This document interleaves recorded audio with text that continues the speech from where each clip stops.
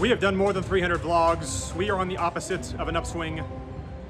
I'm done talking, let's go.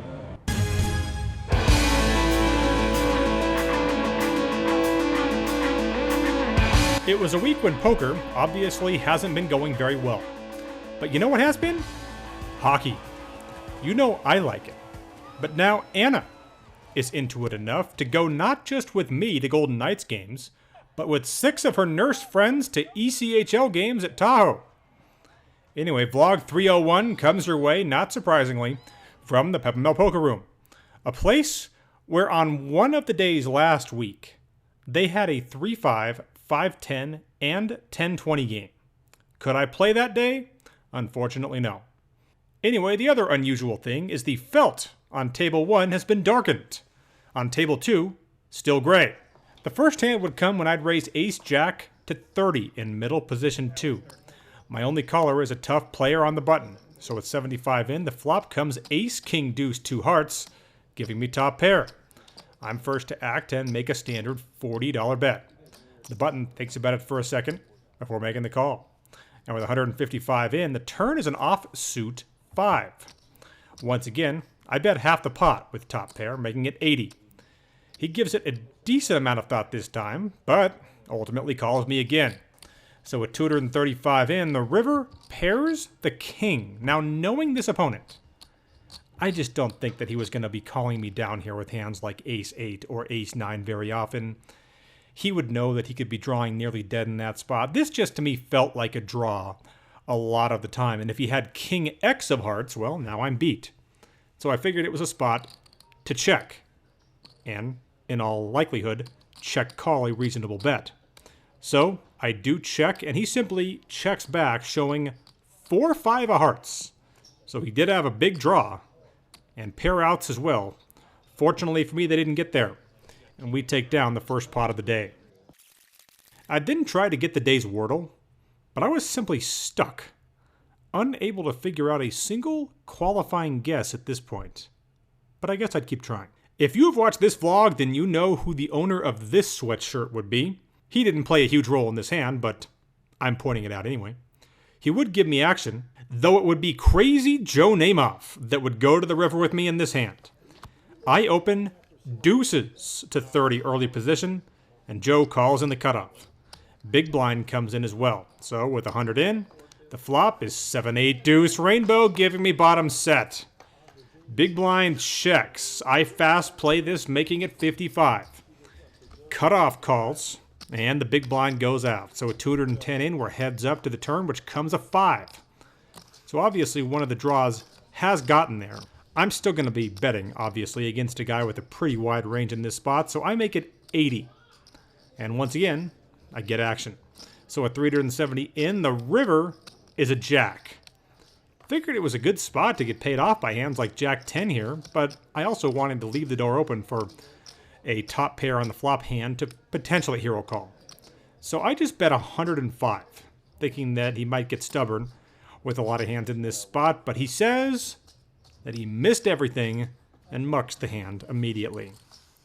I would then figure out the wordle, but I gotta say, I still greatly prefer blueberry smoothies.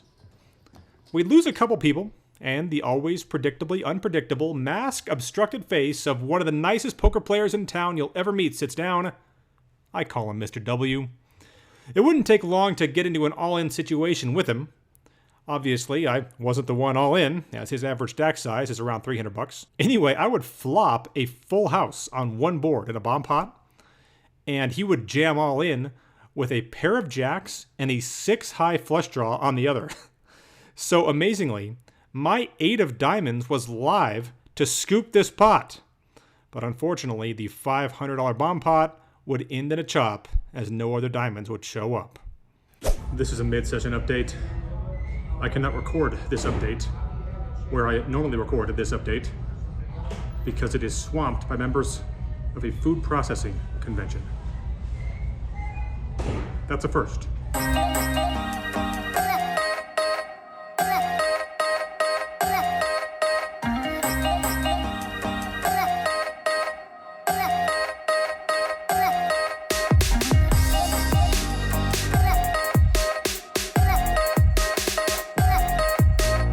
I would open ace 3 of clubs to 30, and Mr. W calls in the blind. With 70 in, the flop would come out ace 10-5, 2 diamonds giving me top pair, and he would lead out from the big blind for 30. I'm obviously not folding an ace here, so with 130 in, I get a good turn card. It's the 4 of clubs. Once again, he bets, this time for 75. I could certainly be outkicked to make an obvious statement, but against this opponent, this is simply never a fold. So with 280 in, the river is a 7. And now he checks. He only has $125 now left in his stack. And if he was going to put all of that money in, he would have already done so. So I don't think he's going to call it off from out of position. Now I know this is not a overly consequential decision no matter what I do here. But these are just spots that I try to always get some value out of when it appears you're up against what is basically nothing from your opponent's hand. And it's clear that he's not going to call any reasonably sized bet. So I go for some super thin value, making it 25 bucks. And as expected, he doesn't do anything quickly. He still tanks on the $25 bet. And after about 45 to 50 seconds, he says that he's going to call, saying he just has to know. Hey, I got to know. So it's a $330 pot, and obviously, I'm going to be taking it down. I would then eavesdrop a couple of really good poker players discussing how good of a floor man the Peppermill's Eric Nelson is. And I think he just deserves credit for that, because he was a full-time player until a couple of years ago. I've known Eric for 15 years, but to see guys who haven't known him for more than a year or two just happen to point out that he's like the best floor guy they've ever known, I think is worthwhile. We then get a guy scooping a double board bomb pot with the Octo Crowd. Didn't concern me, but what the hell, it's been a while since I dusted off that bad boy. By the way, I would still prefer not doing bomb pots, but I gotta give credit for creativity to whoever came up with this. When one player happens to have both the bomb pot button and the regular button, it becomes an Eclipse bomb pot. And it is a $50 bomb pot in this particular instance. I don't love that that's a thing, but I do love the use of that terminology. The game was getting interesting. Mr. Z, visiting from Florida, was on the list, and then this guy would show up. So the younger name-off would join the game with his father already in it. There was also a discussion about how the two of them really like Don Julio 1942 tequila. And I'm not going to lie, just talking about it kind of made me want some, because that stuff is damn good. By the way, Brian wouldn't take long to get all in on his own. He would have a slightly above average run out on top, but he wished they'd only run that one once. So Mr. Z, in town from Florida, then jumps into the game and doesn't take too much time to open. He makes it 30 from under the gun. Mr. W calls him +1, and I am in the big blind with Jack 8 of diamonds. A rare spot to give both of these two legends some action. So I do it, and with 90 in, the flop is 8 deuce deuce with 2 spades. So naturally, the player in the rock is going to like this flop. Anyway, I check.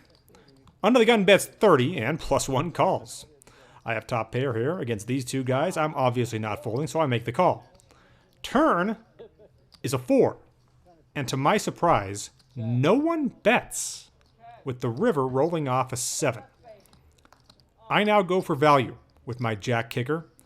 I bet 35. Mr. Z folds, but Mr. W snap calls, and that can't be good because he tends to never do anything very quickly. I table my hand, and he shows 8-7 for a rivered bigger 2 pair, and I would lose that one. We'd play for about another 90 minutes. After that hand, I would have to leave to go pick up my son. It was a day that was just a true grind. And I'd wrap it up, booking the win.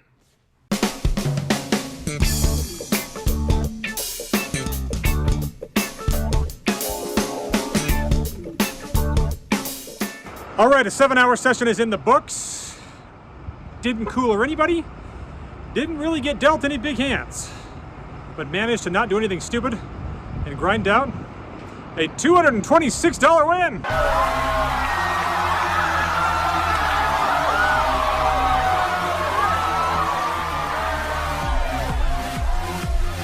Gotta believe that's gonna be the case a lot this year. The games are not gonna be great, but they're still gonna be beatable if you just don't make stupid mistakes.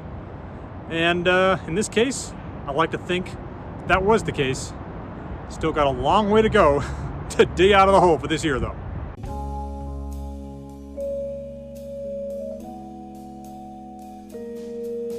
All right, so let's get back to our giveaway. A coin that is 99.9% pure silver. Somebody asked me what the other 0.1% is. I told them I figured it was unlikely to be gold.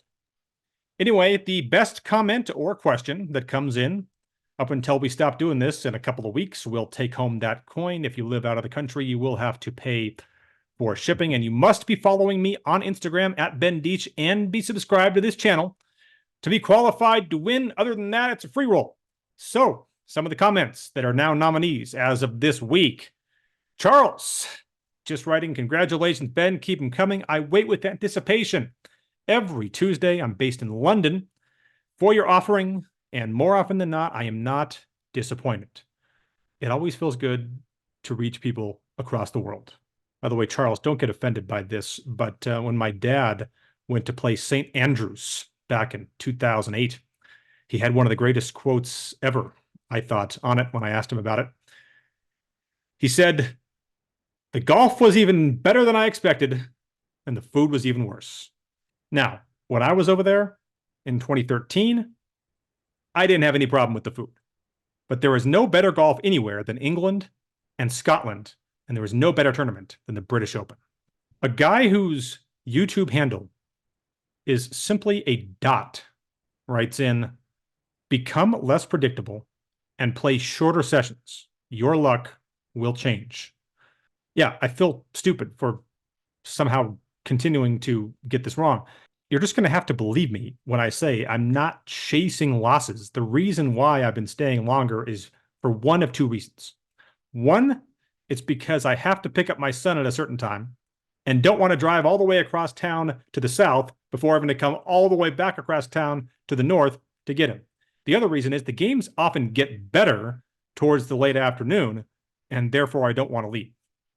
But that said, I am going to continue to try to just play 4 or 5 hour sessions for a while and try to just chip away at this downswing. Anthony writes in, as the ancient proverb goes, by the way, Anthony, you have me when you start this out with an ancient proverb line. You have me at that. If you downswing 7 times, you must upswing 8. The average player would be losing significantly more money with some of these nightmarish beats. Keep treading water until the cards flip in the right direction. For the downswings I've had in the past, I think back to ones in 2012. I think back to one in 2012, which was just soul-crushing, given the bankroll I had at the time. And then I think back to another one in 2016, which was similar in terms of money, but not in terms of pain, because I had established my career in a better spot and had made more money at poker. That was exactly it. It was a matter of just grinding through it. And eventually, months later, coming out of it. Gary Myers writes in, I am one of those guys that has always watched but never left a comment. You mentioning it made me do so. But me and the other dealers here at Best Bet Jacksonville love your work. Gotta love it down there in Florida. Ariera says, well, it goes without saying. When on the wrong side of variance, it makes those tough calls even more difficult to make. When other players know you're on a downswing and can make a play that would end up felting you, it often seems like saving face and chips is reasonable. Only in hindsight do we realize the error in our play. The takeaway is that we learn from the mistakes of those particular hands for the next time. Keep the vlogs coming. Can't deny the truth in that comment. That embarrassing hand with the aces last week. Do I think I fold there if I was on a $5,000 upswing? No. I hate to admit it. But I also don't think that I would have gotten action on a $475 4-bet pre-flop from ace-9 suited if I'd bet on an upswing. So what can you do? And I have to wrap this video up, but I will just shout out two guys that came in strong with poems in the comments. Brian Douglas had one that you can go in there and check out, as well as Miss Imble, who wrote a poem for the 300th vlog. Really appreciate you, gentlemen. That was some classic stuff when I read over those. But I got to wrap this vlog up. My genuine appreciation to all those who have commented. Keep them coming in. We'll give that coin away here in a couple weeks. Hit those like and subscribe buttons. See you back here next time.